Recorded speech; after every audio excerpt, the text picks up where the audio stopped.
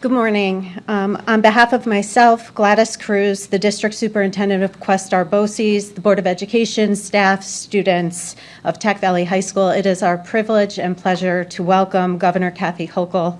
We are honored with her presence, and what a wonderful way to start the school year. Tech Valley High School embodies innovation, technology, and the spirit of progress, which aligns directly with Governor Hochul's vision for the future of the state. Her visit today will inspire our students to continue to explore new horizons and become the inventors and leaders of tomorrow. Spending time with the governor provides our students an invaluable opportunity to engage in meaningful discussions and dialogue with a leader who is in the forefront of addressing present issues. We acknowledge her role as the first female governor in New York State. This achievement underscores the importance of gender diversity in leadership roles and serves as an inspiration to our female students, encouraging them to break barriers and pursue their dreams without limitations. Again, thank you for joining us, Governor, and we welcome you to Tech Valley High School.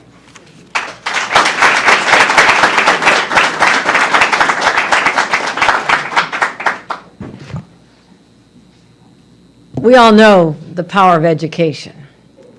I felt it radiate through these halls as I toured Tech Valley. And I want to say that every New Yorker deserves to feel what I felt here today, that change is in the air. We are not teaching young people the way we had even a generation ago. The world has changed so rapidly, but I have confidence when we see educators, teachers, administrators, superintendents, and a willing student body come together, put together the collective power of their brains and their passions and their desire to do good and change the world. You do that here in this one place. I, as the governor of the state of New York, have immense confidence in our future. So to this Tech Valley community, I could not have been more impressed by what I witnessed here this morning. And I want to thank, first of all, I'm going to call out our co-student council presidents. Please stand up, Jake, Anis, and Katerina, for giving me an extraordinary tour. Thank you. Dr. Halachek, I want to thank you for being a visionary, because that's what it takes to take the status quo and shake it up and redefine the norms of education in a way that is powerful but must be replicated many more places. So let's give a round of applause to our great principal, Dr. Helka. Lauren Jimmel, I want to thank you as our superintendent of the Capital Region BOCES, and also this is a coordinated effort with Joe Dragoni. I want to thank him as our BOCES Region Senior Executive Officer.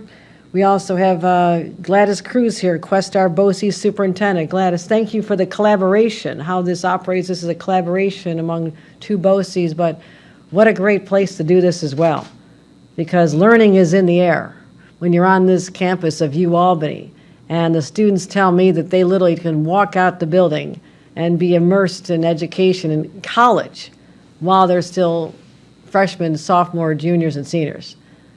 That is a gift I know they have, and I'm excited to see what they do with their lives. I'm going to stay in touch with the three of you in particular, okay? And also I thank the business partners who literally walk the halls here and make themselves available so these students can pressure test and ask questions. And what brought you here? How did you become successful? What was your motivation? So I love that it's not just in this ivory tower of what we've always thought of academia, but it's so integrated with the local community, and the community really cares about the outcomes here as well. So this is how we do it. I've seen the face of education, the way it needs to be done. And I've been focusing on every aspect of our educational system this past week. I toured an elementary school in Westchester a couple days ago. Young kids so excited to be back with their friends and teachers. I spent time with educators, and I spent time with school psychologists, talking to them about what they're seeing, especially in this post-pandemic era where young people who went through such trauma did not walk away saying everything's fine now, COVID's over, we're back to normal. It had a lingering effect. And adults need to recognize that and not just brush it off, but to realize you go through a trauma like that lasts months, years. You see family members perhaps lose their jobs, learning from a kitchen table instead of a classroom, disconnected from your friends, your normal social outlets. Maybe your grandparents got sick in a nursing home, you couldn't see them. It was a lot. It was a lot for adults. Let's not forget the young people. Whether they were in kindergarten or they're seniors in high schools, they are forever affected. So when I talk to school psychologists, I know that the state has a major role to play, which is why this year we announced $1 billion to help with mental health statewide, but just this past week announced $108 million to go into our schools to make sure that our schools have the professionals who can listen and help these young people, because we help them now when they're struggling. We can help avoid a lifetime of these challenges. Catch it early. That's what we're trying to do here today. But this place is quite extraordinary. And this is a place we're going to continue to invest in, to celebrate, to elevate, because we're investing a lot of money in schools overall, education. $34.5 billion. Record. More money ever spent in education in the history of the state of New York. But those dollars have to return into results. And those results are a more highly educated class of students, but ultimately a more highly educated and motivated workforce. That's how our state gets the competitive edge when other states are trying to catch up, and we're in competition with the rest of the world. I stopped in a global studies classroom. I stopped in a class where the students are learning Chinese. They're not learning easier languages. They're learning Chinese because that is the future of business and in integrated economies around the globe. We also invested in foundation aid, which is the equalizer for young people born, no fault of their own, in a zip code that has been underserved, underfunded for their entire lives. And we're righting the wrongs of the past by investing in foundation aid. And so we also want to talk about investing in the kids today and giving them opportunities. And today I'm here to sign 2 bills to help really nurture the leaders of tomorrow and develop that pipeline of talent. Because I've been to this facility many times. I have companies, semiconductor companies, high-tech companies coming from around the world. And what they ask me as the leader of the state, am I going to find workers with the skills I'm looking for? Because if I can't, I'll go somewhere else. So this is also a matter of economic survival and success for our state.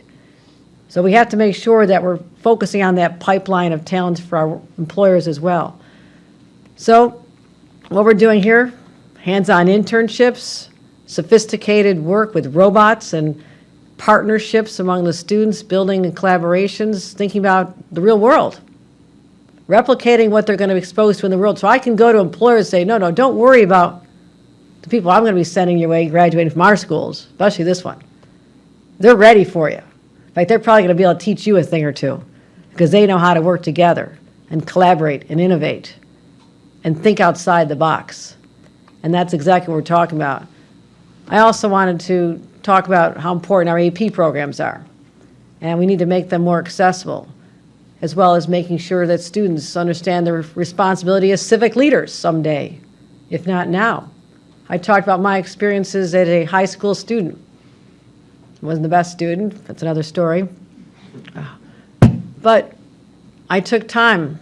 One year when I was a sophomore and part of a junior year, I did internships. I took an hour bus ride from my suburban high school to the city of Buffalo, worked on campaigns, worked with people and look up the name Tim Russert, a real leader. Worked on my first race for Congress, worked on my first race for U.S. Senate, Senator Daniel Patrick Moynihan, and I'll be in New York City tonight honoring him as a building is named after him at CUNY. So I wanted the students to hear from me, the classroom is great, but sometimes getting out and being exposed to the world and doing these internships can change your life in a way that you don't know now. But I know, as someone whose life was changed, it makes a profound difference. So learning civics, talking about our responsibility to each other, but also to society, I believe that student government programs are an important part of that. And we believe that every school should have this, every school district. So I'm signing a bill today that requires the establishment of student government organizations in all public districts with at least one high school. Students need to have this opportunity to understand how government is done and to do a trial of that when they're students. Try to solve problems, try to work together, vote on ideas where the majority will have the say, respecting dissent. But that's how we're going to change the future as well, by ensuring that our young people know how government is supposed to work and perhaps not the way it's working in places today. So I want to thank our sponsors, Senator Shelley Mayer and Assembly Member Steve Otis, for having the vision to know that this is important. I thank you for being here, Assembly Member, to promote this and all the other work you're doing to promote higher education as well as K through 12. These are not just clubs we're talking about. They're incubators of civic learning and leadership. And that's what I saw on display here today. So, students need to know not just technology, not just how to get along, not just how to learn Chinese, but you need to know about the external world and how government plays such a distinct role in our lives every day. Make sure that your voices matter. Your voices can rise up collectively, individually. That's what a democracy is all about. So know the history of our country, but also know how fragile democracy is. We have seen that fragility in our lifetime recently. But good people stand up and protect it. And that's what I want you to understand now. That's on all of our shoulders, whether you're a high school student or an adult. We all have a moral responsibility to protect the democracy, the government that was handed down to all of us. So that's why this is important. Also, I'm signing a second bill that requires all school districts and charter schools to provide information to families about advanced placement. I had a meeting with students a few minutes ago talking about the AP courses that are available to them, as well as the actual college credits they can take by walking next door. This gives them an advantage. We talk about what employers are looking for. A student who builds their career and does more than just the typical high school classes, is willing to push themselves, work harder, longer hours. They're developing a work ethic which is going to serve them well in life, but also getting that advantage so they can save money. Maybe they can skip a whole year in college. Maybe it's one less year you have to pay for if you have enough credits to go for that first year. My son did it. I couldn't have been happier. Then he went to a SUNY college, and then he became an RA and got free room and board. I was lucky. His sister was a little different. But that's all right. That's all right. It's good for the students as well to have that advantage. They've been exposed to these courses now to say, I really thought I would like that more, but I don't. I'm not going to waste time in college on that now. So it also helps with the selection process because college is an expensive proposition. It's important. It's not essential for every single person. There's a lot of jobs out there without it, and that's important to know as well. But when you want to go to college, you want to make sure that you're picking a career where you're going to be able to support yourself and be able to pay back the student loans. So AP classes can get you a leg up. You miss a semester, a year and a half of not having to pay tuition, that's pretty darn good. So we want to make sure that the bill sponsored by Senator John Liu and Majority Leader Crystal Peoples-Stokes will do that. It is going to make sure that this information is directly provided to families. Some families, different environment. Maybe the parents are professionals, they took AP classes, they went on to college, they might have a master's degree. That's probably a given that a student knows there's AP classes, right? What about the other classes? What about the other families where the parents didn't do that? They may not have gone much beyond high school if they graduated from high school themselves. First generation, maybe 8th grade's all they got. How are they going to know to tell their students the importance of AP classes in college? They won't know. We're going to make sure they know. I'm going to sign this bill as well and make sure that students have this opportunity to be better themselves, get the leg up, and take AP classes while they're in school. So I'm going to make sure that they know how we can cover the costs as well, make sure that there's financial aid available for these programs. Again, we have to help families. Families are struggling. Middle-class families just want that shot at the American dream for their kids.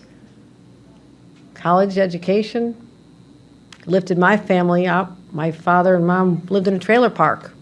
Dad worked at a steel plant. But Dad went to school at night with a couple of babies at home. I was one of them. got a college degree. Next thing we know, our lives are changed forever. I want that available to everybody. Everybody who wants to succeed has to know that they have a government, a state that is invested in that future. And that's why we're going to keep opening these doors of opportunities so they can find their path, their passion for the rest of their lives. And that's why we're here today, to talk about this, to sign these bills, but also to tell the rest of the world what's happening here at Tech Valley should be happening everywhere. What I'm seeing in the short visit here, I encourage all of you to take a tour, talk to these students. They're only juniors, they're going to be here a lot longer, right? But they are great ambassadors. They're great ambassadors. They're articulate, they're smart, they're passionate. They're exactly what you want to have in the next generation of leaders, and that's why I am so confident that the state of New York is going to be in great hands when these young people graduate and assume their rightful positions as leaders in our society, in our state, and in our country. So thank you, everyone. I'm going to sign these bills after we bring Steve Otis up to say a few words. I want to thank him for his leadership on these bills, but also your passion overall to helping young people have the best shot in life. Ladies and gentlemen, I present to you Assignment Member Steve Otis.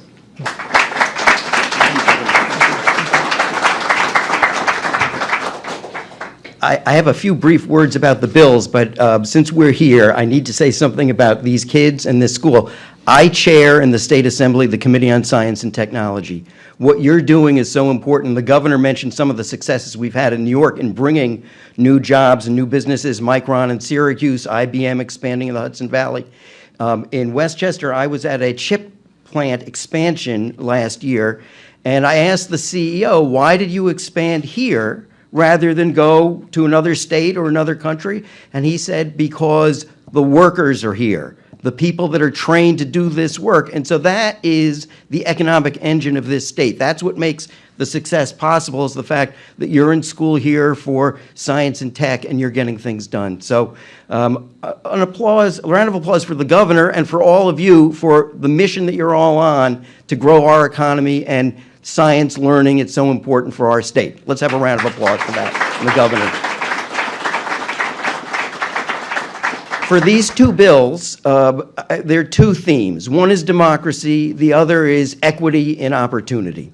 The bill that the governor mentioned on student government, that every high school has to have a student government. I will tell you, you see democracy threatened around the world, threatened in our country, because people don't understand how democracy works. And honestly, you can't really get it fully from a textbook, but if you're in a student government, it's a learned process to respect other people's views, to listen and make decisions in a deliberative way, to be open-minded and to make good quality decisions and be understanding of differing views, not hostile to differing views. This is what democracy is about. Having student governments in high school enables students like you to learn those skills. You just don't get it from a textbook. That's one of the bills I sponsored in the Assembly with, in the Senate sponsor is Shelley Mayer, who worked for many years on this bill. She's chair of the Assembly Education Committee. Very happy. Thank you, Governor, for signing that bill. I have to mention the AP bill, which is sponsored by Majority Leader in the Assembly, Crystal Peoples-Stokes, and John Liu, who chairs the Senate Subcommittee on New York City Schools. It's so important because, as the governor alluded to, there's an inequity in terms of who takes these AP courses, and this bill is going to try and correct that by making sure that all families are aware of the AP opportunity. And more broadly than these bills, the governor mentioned foundation aid, and I'll say, Governor, you did something that no governor has done in 50 years, which is you didn't come in with your education aid proposal lowballing it and having to, knowing it was going to go higher and depending upon the legislature to negotiate it. For the first time, this governor put in the big money we needed to do foundation aid for the last 2 years. That's an equity issue because the districts that weren't getting the correct amount of foundation aid were the higher needs districts. Very important, equity and opportunity. And secondly, I'm going to give a plug to your Connect All office in the Empire State Development. One of the great technology issues and equity issues is the digital divide. And so New York State is working very hard to close that gap.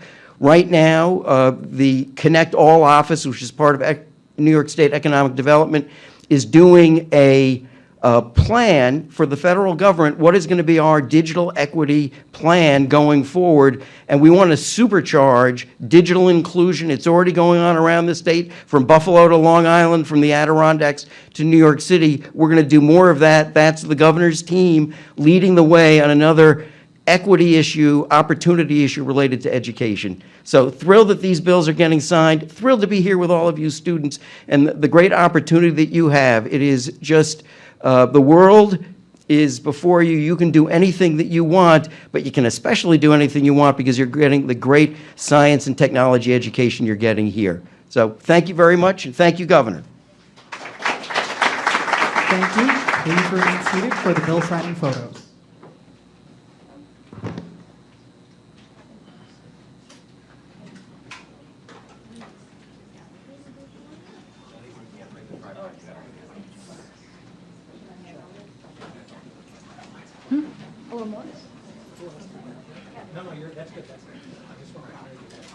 One more. Am I missing anyone? Take a photo or video, you gotta be on your knees. Thank you.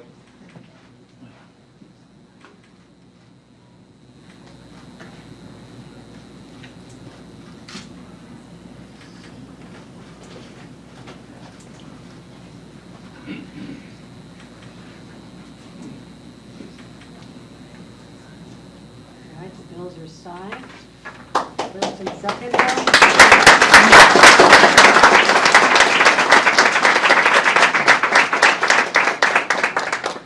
You all get a pen. This is what you get as a special bonus of coming here with the governor today. Thank you so much. Great, guys. We're going to have a next group just take a photo. Somebody, you can also stand up. Couple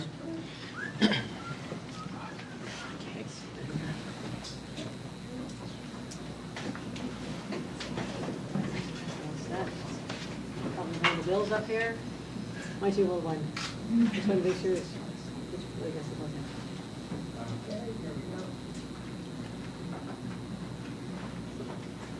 Great.